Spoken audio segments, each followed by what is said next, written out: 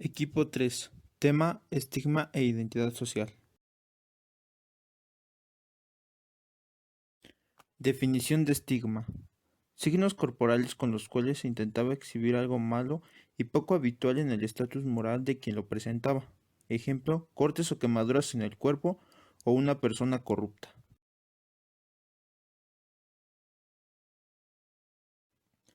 Un atributo es un estigma, en especial cuando se produce en los demás.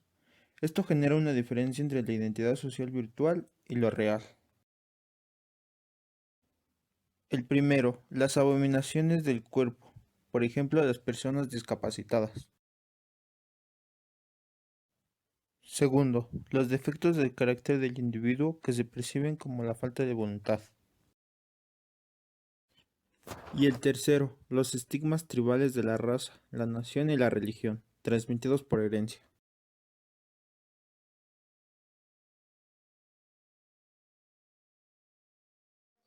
La vergüenza juega un papel destacado, que se origina cuando el individuo percibe a uno de sus atributos como una posición impura que fácilmente lo puede imaginarse exento de éste. Se puede conocer a un individuo estigmatizado que se caracteriza por ser aceptado y hasta en cierto punto y momento no tener vergüenza ante cualquier situación. Una persona estigmatizada, cuando recibe lo esperado ante una cierta situación de reparación individual, consiste en la transformación del yo. Alguien que tenía un defecto en particular se convierte en alguien que cuenta el proceso que tuvo que pasar para corregir un defecto en particular o singular. Corrección de condición de forma indirecta. Esta está dedicado a poner un mayor esfuerzo en la persona en áreas de actividades físicas que no son nada accesibles para este individuo. Un ejemplo claro sería el que reaprende a nadar, a cabalgar, a jugar al tenis o a pilotear una nave. La cicatriz, el labio leporino o la nariz deforme durante muchos años fueron considerados como una desventaja para poder participar y adaptarse en un entorno social y emocional, tanto no encajar en un estatus social y no adaptarse a este.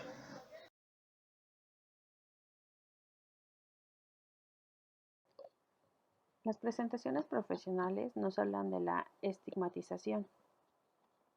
El estigma es una condición, un atributo, rasgo o comportamiento que hace que la persona portadora sea incluida en una categoría social, hacia cuyos miembros se genera una respuesta negativa y se les ve como culturalmente inaceptables o inferiores. El individuo estigmatizado se define a sí mismo como igual a cualquier otro ser humano, mientras que al mismo tiempo es definido por él mismo y por quienes lo rodean como el individuo marginal. Esta autocontradicción básica del individuo estigmatizado resulta comprensible, que realice grandes esfuerzos para encontrar una solución a su conflicto o por lo menos una doctrina que otorgue un sentido coherente a su situación.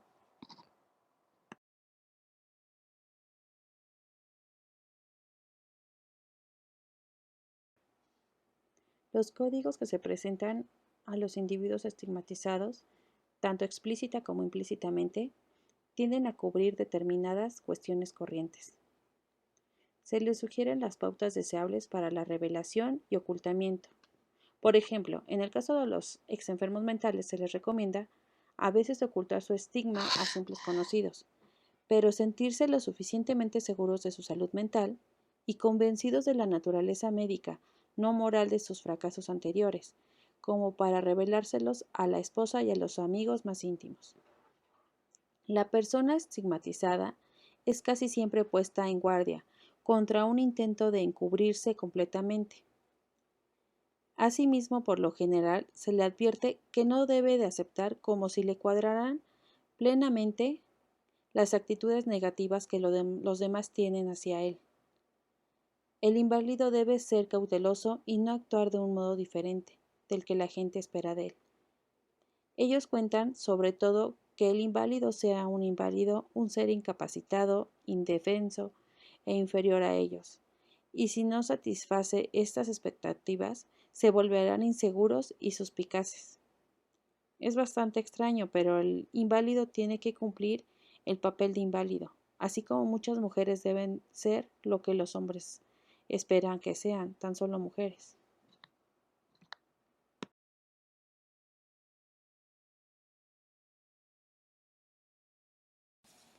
Fracasar en la adhesión al código significa estar descaminado, autoengañado, tener éxito, ser una persona real y digna, dos cualidades espirituales que se combinan para producir lo que se llama autenticidad. En primer lugar, que este consejo sobre la conducta personal induce muchas veces al individuo estigmatizado a convertirse en un crítico de la escena social. Es un observador de las relaciones humanas. Puede convertirse en un individuo consciente de la situación, mientras que los normales presentes están espontáneamente implicados dentro de ella y la situación misma constituye para ellos un repertorio de cuestiones de escasa importancia.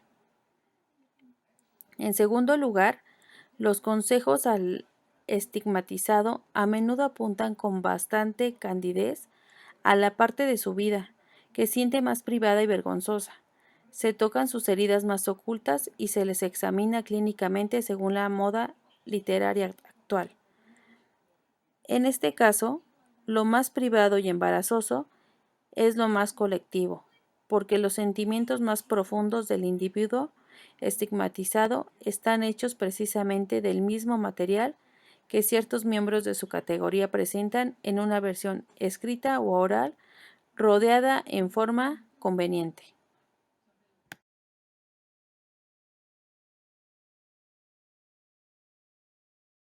Aunque algunas filosofías de la vida parecieran que provienen del punto de vista personal del individuo estigmatizado, hay un análisis que muestra algo más a fondo. Ese algo más son los grupos, en sentido general, individuos ubicados en una posición semejante. Aquello que el individuo puede ser o llegar a ser se deriva del lugar que ocupa su clase dentro de la estructura social. Uno de los grupos es el agregado, formado por los compañeros de infortunio del individuo. Aquellos integrantes de este grupo sostienen que el verdadero grupo del individuo es aquel al que pertenece naturalmente, y que a todos aquellos grupos a los que pertenece son considerados como no verdaderos. El verdadero grupo del individuo es el agregado, de personas susceptibles de sufrir las mismas carencias que él por tener el mismo estigma. El carácter que estos integrantes conceden al individuo es generado por la relación que éste mantiene con sus iguales. Si se acerca al grupo es leal y auténtico, y si se aleja es un tonto o un cobarde. Aquí podemos encontrar un tema sociológico básico. La naturaleza de un individuo, tal como él mismo y nosotros se la imputamos, es generada por la naturaleza de sus afiliaciones grupales. El individuo estigmatizado puede también cuestionar de manera abierta el desagrado semioculto con que los normales lo tratan, y espera encontrar en falta el sabio que se autodesignó como tal, es decir, continuar el examen de las acciones y de las palabras que los otros hasta obtener algún signo fugaz de que sus demostraciones de aceptación son tan solo una apariencia. Cuando el objetivo político último es suprimir la diferencia provocada por el estigma, el individuo puede descubrir que esos mismos esfuerzos son capaces de politizar su propia vida, volviéndola aún más diferente de la vida normal que se le negó inicialmente. Al llamar la atención sobre la situación de su propia clase, consolida en ciertos aspectos una imagen pública de su diferencia como algo real y de sus compañeros de infortunio como un grupo real. Por otra parte, si busca un cierto tipo de separación, no de asimilación, descubriría que necesariamente presenta sus esfuerzos militantes utilizando el mismo lenguaje y el estilo de sus enemigos. Finalmente, a menos que exista alguna cultura diferente en la cual refugiarse, cuanto más se separe estructuralmente de los normales, más se parecería a ellos en el aspecto cultural.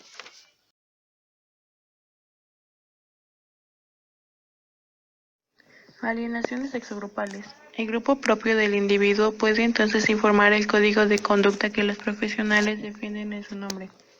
También se pretende que las personas estigmatizadas se consideren desde el punto de vista un segundo agrupamiento. El lenguaje de esta posición, inspirada por los normales, no es tanto político. Aquel que adhiere a la línea defendida es considerado como una persona madura que alcanzó un adecuado ajuste personal. Aquel que nos sigue es considerado como una persona deteriorada, rígida, siempre a la defensiva, con recursos internos inadecuados. Se recomienda al individuo que se considere un ser humano tan pleno como cualquier otro, alguien que, en el peor de los casos, es excluido de lo que en el último análisis es simplemente un área de la vida social.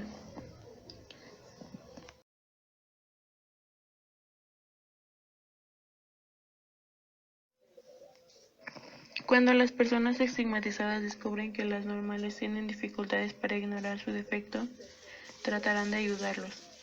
En esas circunstancias, el estigmatizado puede, por ejemplo, tratar de romper el hielo.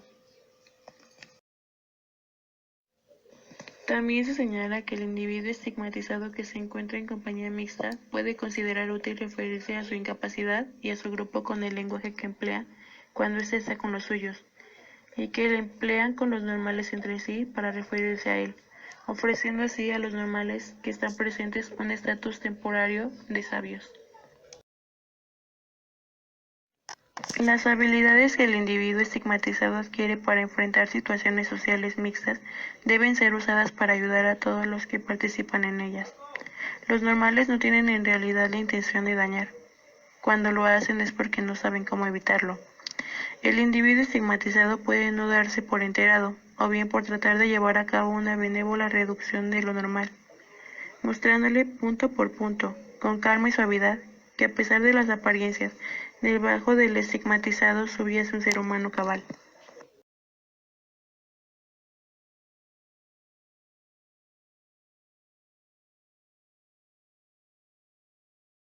Hay muchas maneras de poder tratar a una persona estigmatizada, pero si el inválido quiere que se rompa el hielo, deberá admitir el valor de la ayuda y permitir que la gente se la otorgue. Otros medios para ayudar a los normales a tratar con delicadeza a las personas estigmatizadas, como en el caso de desfiguración facial, se podría hacer un descanso al comienzo del encuentro con el fin de que puedan elaborar bien sus respuestas. Es más amable aceptar la ayuda que rechazarla para probar que somos independientes. El individuo estigmatizado actúa como si los esfuerzos de los normales para facilitarle las cosas fueran efectivos y apreciados.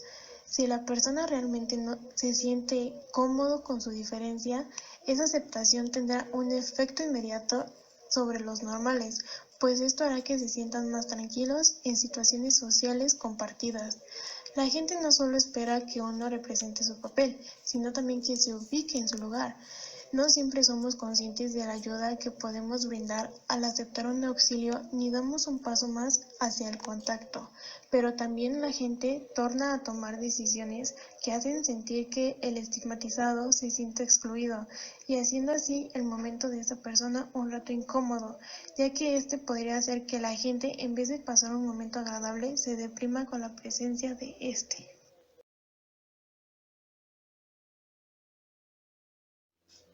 La naturaleza de un buen ajuste exige que el individuo estigmatizado se acepte alegre e inconscientemente como igual a los normales, mientras que al mismo tiempo se aleja por su voluntad de aquellas situaciones en las cuales los normales tendrían dificultad en fingir un tipo de aceptación similar. Los individuos que forman parte de la línea del buen ajuste son quienes adoptan un punto de vista de la sociedad de los normales. No tendrán que admitir cuán limitadas son su discreción y su tolerancia. Podrán permanecer relativamente incontaminadas por un contacto íntimo con el estigmatizado. Cuando el individuo adopta la actitud del buen ajuste, tiene un carácter fuerte o una profunda filosofía con la vida.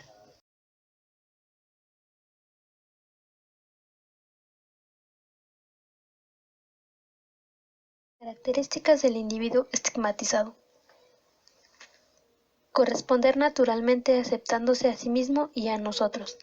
Debe estar tan profundamente comprometido en esa actitud hacia el yo, definida como normal en nuestra sociedad, y hasta tal punto debe formar parte de esa definición. Puede ser llevado a unirse con los normales al surgir a sus iguales, ya que las marcas de muchos límites sociales son tan tenues que permiten que todo el mundo actúe como él se lo aceptara plenamente.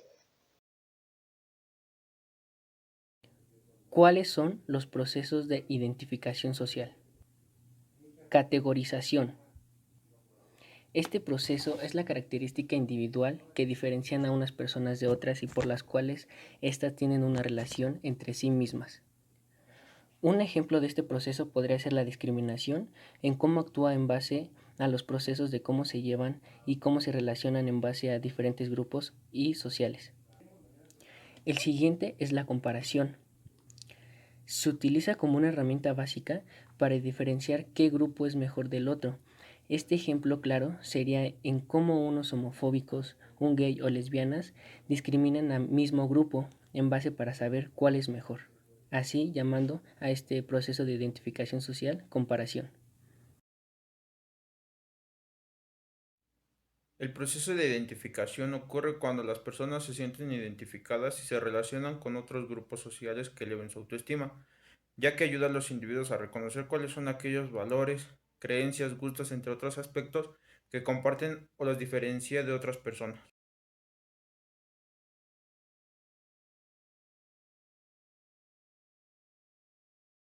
La distinción psicosocial es la necesidad que tienen los individuos de diferenciar su identidad y resaltarla como buena ante los grupos sociales a los que pertenece.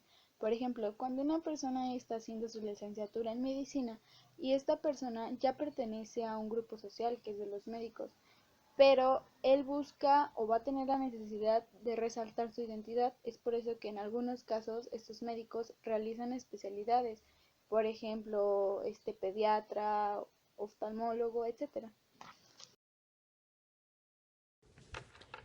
La identidad social son aspectos que se derivan de categorías sociales a las que creemos pertenecer. Así, cuando nos dividen al nacer entre hombre y mujer, estamos apelando a una categoría social llamada de género. Y bueno, hay una teoría que se llama categoría de la identidad social, que afirma que nosotros como personas queremos permanecer a grupos, y estos grupos pues tienen una autovaloración sobre nosotros mismos.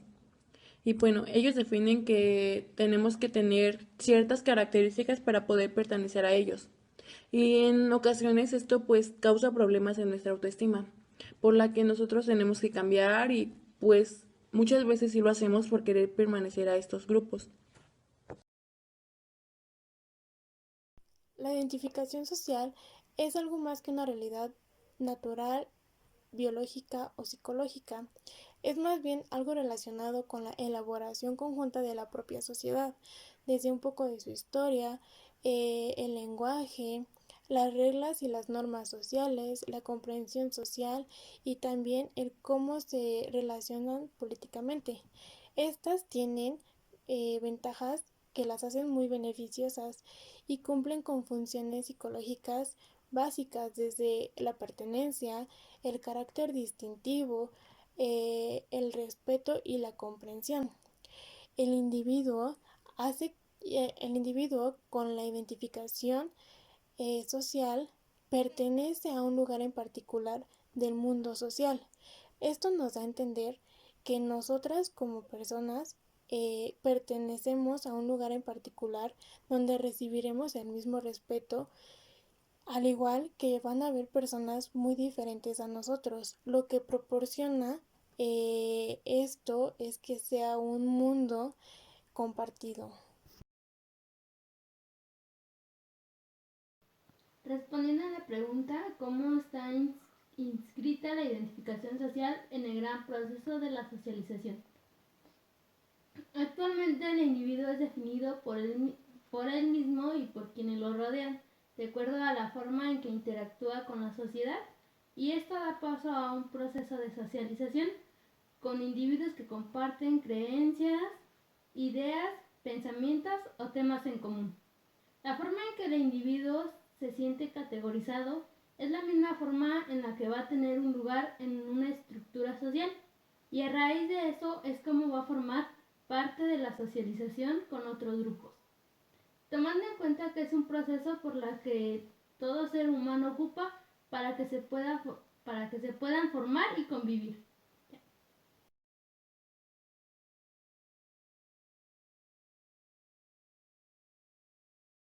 Por último, podemos decir que el estigma es una condición, un atributo, rasgo o comportamiento que hace que la persona portadora sea incluida en una categoría social cuyos miembros se genera una respuesta negativa y se les ve como culturalmente inaceptables o inferiores. También depende de cómo se acepte el individuo a sí mismo, ya que esto lo ayudará a sentirse seguro de sí y facilitará la convivencia y aceptación de las personas que lo rodean. Los individuos estigmatizados se definen a sí mismos como igual a cualquier otro ser humano, mientras que al mismo tiempo es definido por él mismo y por quienes lo rodean como un individuo marginal. Un atributo es un estigma, en especial cuando se produce en los demás. Esto genera una diferencia entre la identidad social virtual y lo real. Cuando las personas estigmatizadas descubren que las normales tienen alguna dificultad para ignorar el defecto, tratan de ayudarlo en estas circunstancias. El estigmatizado puede, por ejemplo, tratar de romper el hielo y tener un mejor acercamiento. También se señala que el individuo estigmatizado que se encuentra en compañía mixta puede considerar útil referirse a su capacidad y a su grupo con el lenguaje que emplea cuando está con las personas con la misma condición que él. Y es que cuando un individuo estigmatizado está con personas en las mismas condiciones, se le hace más fácil interactuar.